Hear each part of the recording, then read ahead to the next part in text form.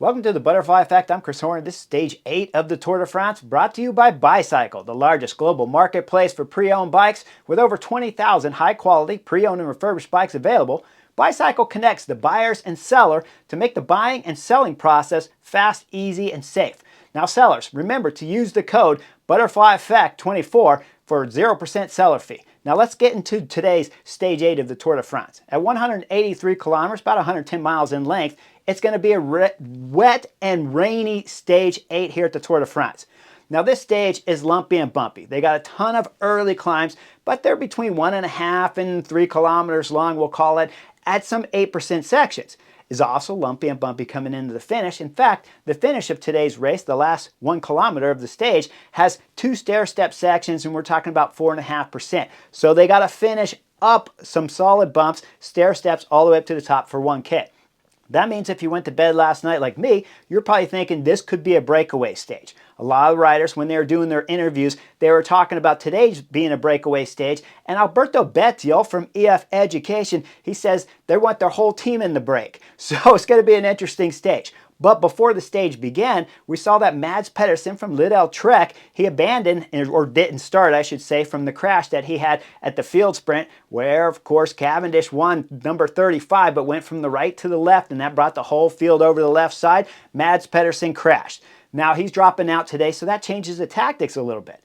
When I went to bed last night, I was thinking, well, it could be a breakaway stage because Mads Pedersen was hurt, right, from the crash in stage 5. But now he's not even starting, so I'm thinking, well, for sure, like Alberto Bettiol, it's a good chance there's a breakaway on today's stage, unless, of course, some of the other sprinters want to get involved, because Biniam Girmay, well, the Eritrean's already won stage 3 here at the Tour de France, wearing the green jersey. And you know he wants a stage win because he says in his interview that this is a great finish for him and it's the best one so far. And that kid won stage 3. So the Eritrean certainly has some form. That's why they're interested. Now we know there's other teams like Lotto Destiny with Arnaud Delitis wearing the championship jersey. He's going to be interested too, and he can climb. It's only 1 kilometer with 2 flat sections going up to the top at 4.5%. Now when the racing comes on, before we get into the race proper, let's hear a word from Bicycle here, the sponsor of today's stage 8.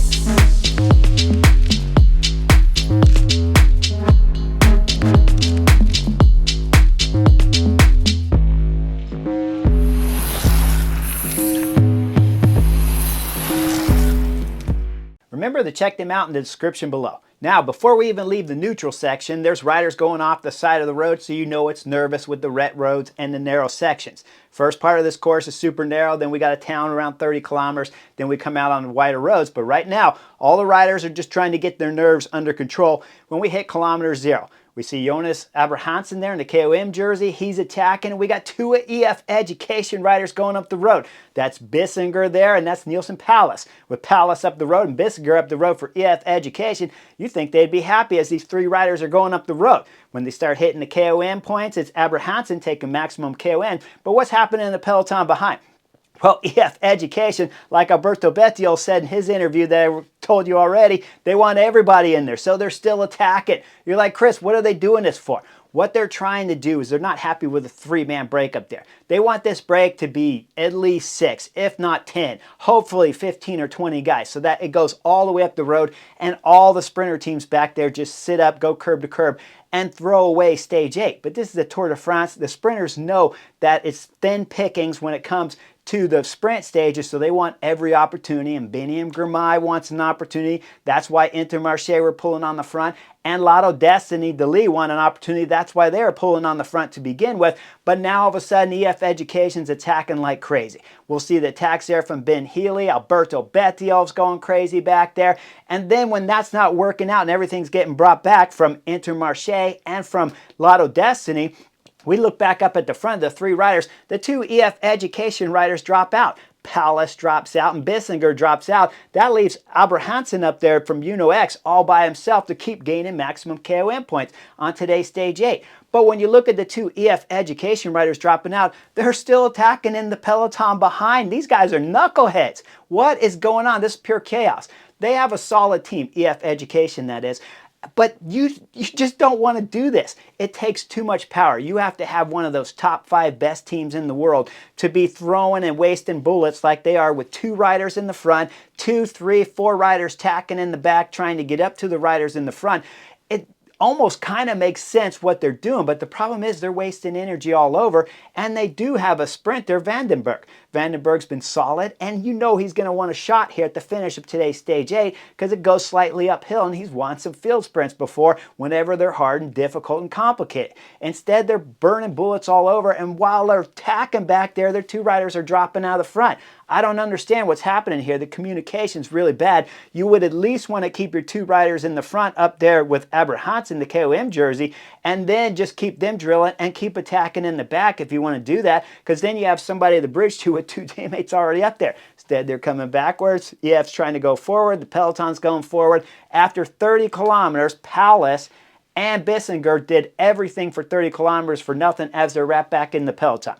Now, Abrahamsen's up there. He's going solo because he's like, I can grab KOM points. This makes some intelligent move right here. And he's been on the front of every stage here of the Tour de France with the exception of the individual time trial. Wait, he had to ride the front then too, and he got to watch firsthand as he saw Stefan Kuhn dropping his chain and trying to put it back on the climb. So he's been in the wind throughout this whole Tour de France. Now, as the Peloton's coming into the sprint point competition, we're going to see that it's Intermarché leading out Biniam Girmay. Biniam Girmay sitting solid on his teammate. He's got a sweeper just behind him as his team's going into the sprint competition.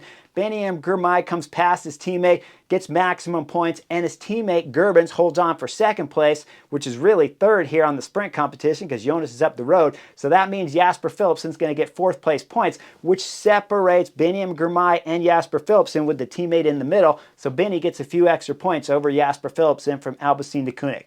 Now the Peloton starts getting some help back there because we're going to get four teams riding the front. Alpecin de Koenig's going to jump on with Intermarché and Lotto. We're going to see Cofidis get involved. Alpecin de Koenig, of course, Jasper Philipsen, green jersey wearer of last year's Tour de France. Cofidis, who do they got? They got Brian Cocard.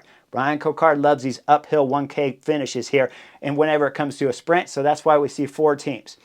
The gap gets up to about 6 minutes, but those four teams start bringing it down. As we get into 30, just under 35 kilometers to go, they're arriving into the next town here. This is where you want to be on the front. When we look at the early parts of the stage, it was narrow, technical, up, down, twisty, left, and right. But now the road has gotten a little bit wider until we get into this town. As we start seeing the town arrive, we see my man Victor Campenaerts on the front of the Peloton driving it. He's going through the left turns, and then they got the islands up there. He's going through the right turns, and they got the islands in the road. I'm sitting on a Chesterfield. I'm thinking for sure there's going to be a massive crash in the Peloton. There's no way they can make it through this. If I back the film up before the 35 kilometers, UAE team members were always in a good position. Jonas Vingegaard and Visma Leasebike were always in a good position. But now coming through this town, it's Victor Campenaerts on the front. Visma Leasebike's there. Tadej Pogacar's there. But where's his teammates? The Slovenian's all by himself. His teammates aren't around him. Once they started getting into the technical parts of this city street here with the islands all over. As Victor Campenaerts comes out, we see the island still in the middle. Riders start jumping over the center of the island, so even when the road's going straight, it's dangerous here.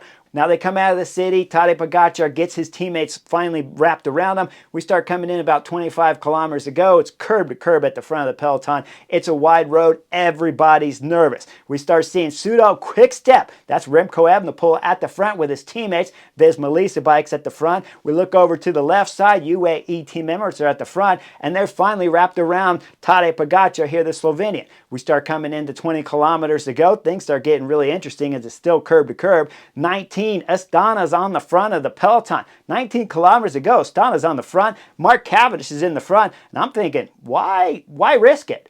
Why, if your team Astana right now with Mark Cavendish breaking Eddie Merckx's record with 35 individual stage race victories here at the Tour de France, why risk having Cavendish crash? We know he's not going to be able to go up a 1 kilometer climb to the finish and win the stage. If you guys can send me some kind of an example in the last 5, 6, 7 seasons of Cavendish winning a stage like this, I might take that back. But we know for sure in the last 4 years he hasn't won anything going uphill like this. So if I'm Astana, I'm just backing off the throttle full gas at 19 kilometers to go and saying, hey, let's just sit up and relax and get through tomorrow's gravel stage here of stage 9 of the Tour de France successfully, and then let's get Mark Cavendish training some good miles in his legs, and then maybe he's going to start winning some more stages here at the Tour de France. That's what I'm thinking. It's training from 19 kilometers all the way into the finish of today's stage for Astana, but they got different plans and they're at the front.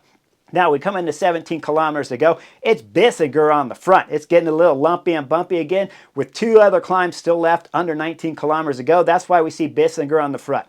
The radio comes over from EF Education, the director sportif, saying, hey, there's 2 more climbs left. If you guys feel like it, let's drill it on these 2 climbs. And I'm like, why would you do that? It's the Tour de France. They're going full gas. No one is expecting EF Education to ride the front at this moment. They already rode with 5-6 guys for the first 30 kilometers of today's Stage 8. Why ride right now with 19 kilometers to go with Stefan Bissinger, the individual time trial Swiss champion that he is? He can time trial like a monster. This is a perfect stage to save Bissinger, run him into the last 2 kilometers as you drop down the descent and start the last kilometer up. Have Bissinger run his teammates in there. Then have Alberto Bettiol on his wheel. Have Ben Healy with some fresh legs drilling it up the last 1 kilometer climb with Vandenberg on his wheel. Maybe throw in Rui Costa there, the ex-road world champion from EF Education. Have him doing some work too. And then all of a sudden Vandenberg's in fantastic position.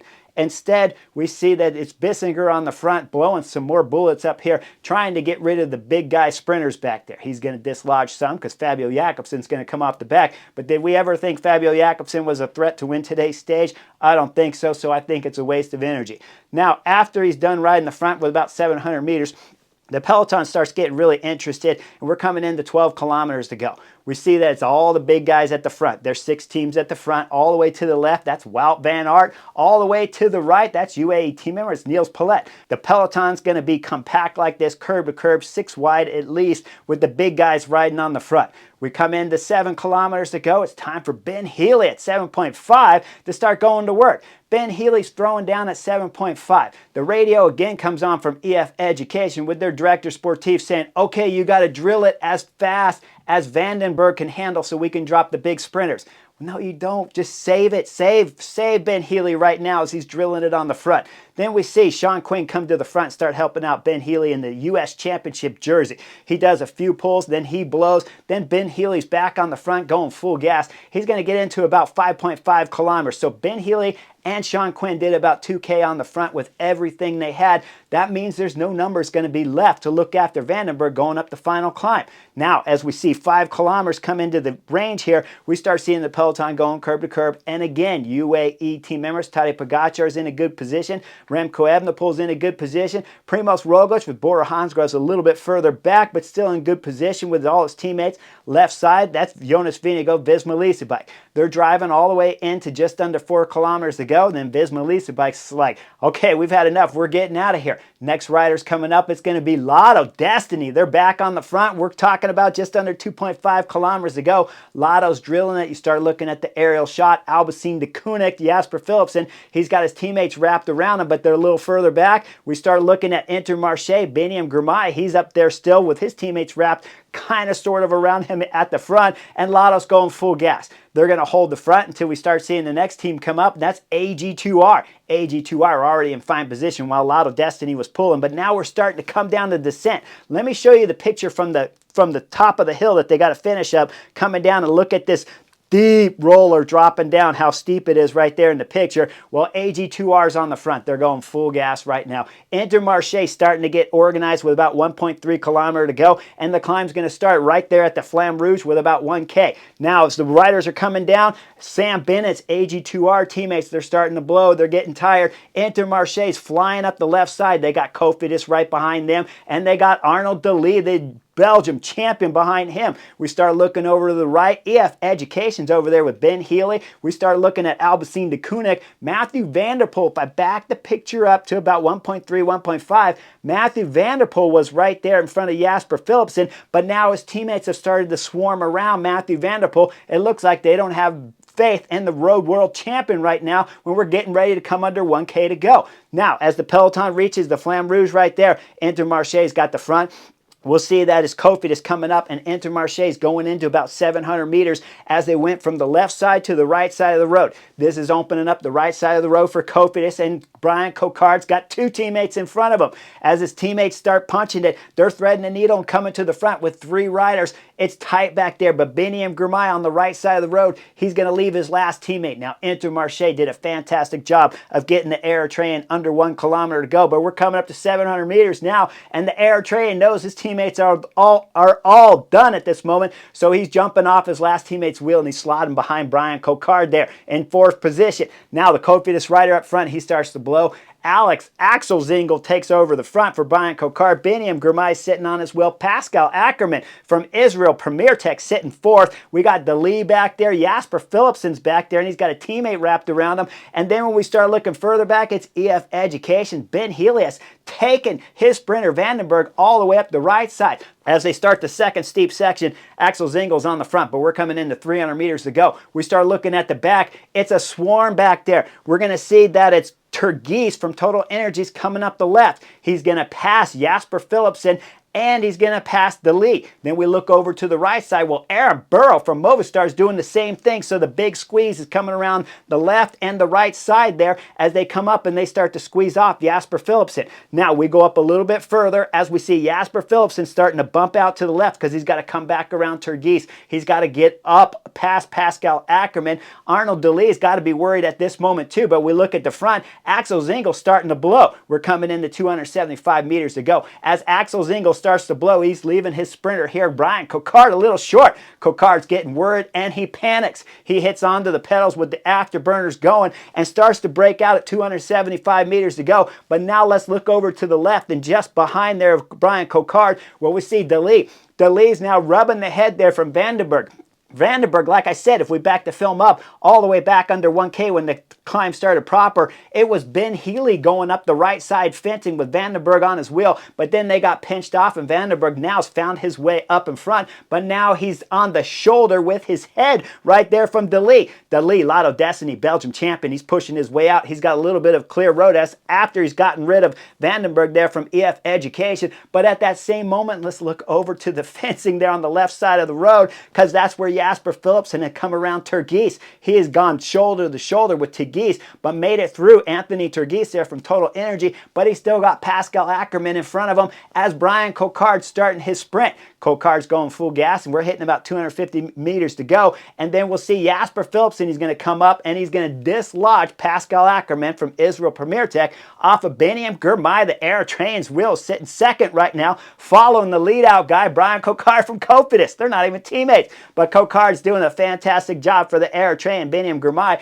As we look, third wheel, now Jasper Philipsen slotted on. We're 200 meters to go. He doesn't even hesitate. He's got no time left because Cocard's going full gas. It's 200 meters left. So what do we see here from Jasper Philipsen, last year's green jersey wearer? Well, he's punching it going up with 200 meters to go. As he comes out, Biniam Girmay comes out. We're at about 150 meters to go. They're going 3 wide. Jasper Philipsen's going over to the right with about 100, 125 meters to go. We look at Brian Cocard on the left. He starts to blow. He's looking over his shoulder. As he starts knowing his legs are falling off, he starts to blow. We got a 2-horse race here, and we're coming over on the right side of the fencing. Jasper Philipsen gone all the way from the left, now to the right. We look at the front in the 2-horse race there with about 75 meters to go. Jasper Philipsen's in the lead by about, we'll call it a fifth of a wheel right now. Some Biniam Girmay wearing the green jersey, the Air Train, who won stage 3. He's there in the picture. We get under 50 meters to go. The Air Train starts to take the lead. We look just behind there between the riders, splitting them. That's Arnold DeLee there coming up fast.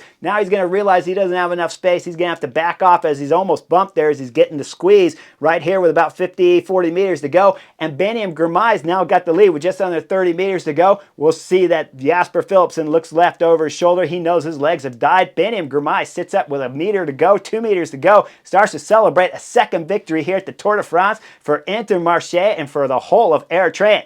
Now, what does this mean? Well, Biniam Girmay not only gets 2 stage victories here at the Tour de France, but he's going to cushion the green jersey points. Jasper Philipsen got second on the stage with the bike throw. Third on the stage would be DeLee, the Belgium champion, to round out the podium.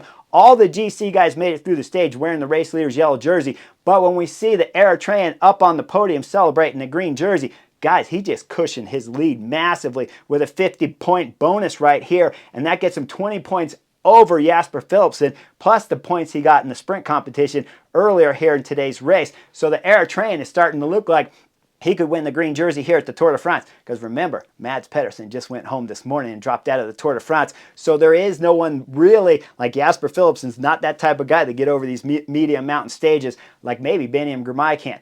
Either way we look at it, tomorrow's stage is going to be a fantastic one coming up on stage 9. We have 14 gravel sections, and Tadej Pogačar says today's race was cold and miserable, but he's done. He can check it off his list. Tomorrow, he says, it's not about winning the Tour de France. It's about not losing the Tour de France on tomorrow's stage 9. Now, Biniam Girmay, well, he thanked all of his teammates. He thanked his loved ones at home, of course, and he's going to celebrate a second victory here at the Tour de France in a hard-fought stage 8 here for the Eritrean and his Intermarché teammates. Congratulations, tip of the hat. EF Education, you guys are knuckleheads, man. That was a waste of ton of energy here on today's stage 8 of the Tour de France. Once you start seeing the sprint teams chasing back there, you know it's over. With 17 kilometers to go, you still fought the inevitability of making it come down to a sprint. I know you wanted it to be hard there for Vandenberg. You even said it on the radio. But the fact of the matter is, with Rui Costa, with Bissinger to be able to lead out Ben Healy into the climb with 1 kilometer to go, get him up a couple hundred meters, if not 3 or 4, up the final climb. Then Ben Healy kicks it for Vandenberg like we saw him do already at the finish of today's stage, but just a little too far back. You guys wasted energy all over. You guys are certainly knuckleheads here on today's stage 8, because Ben Healy, well, he can win stages here later at the Tour de France. Bissinger can win something from the breakaway. Rui Costa, well, we know he can win something from the breakaway. Carapaz, he can win something. He didn't waste too much energy today. But when we look at Vandenberg, I don't know if it was worth that kind of effort. He did get a top 5. He does have some fast legs, but I don't know if it was worth that kind of effort. I would have just done a 1K lead out or 2K lead out into the final climb for EF Education. Make sure you guys like and subscribe. Tomorrow's 14 sections worth of gravel stones on stage 9 of the Tour de France, so you know it's going to be exciting. Tadej Pogačar, well, he's going to be sharp tomorrow. You know that for sure. Remco Evenepoel says he's not afraid of that course, so he's up for it. Jonas Vingegaard, Visma Lease bike, well, we know they don't like that kind of course. Primoz Roglic, can he keep the bike upright? Well, all's to find out in tomorrow's stage 9. Like and subscribe. I'll see you guys on the next edition real soon.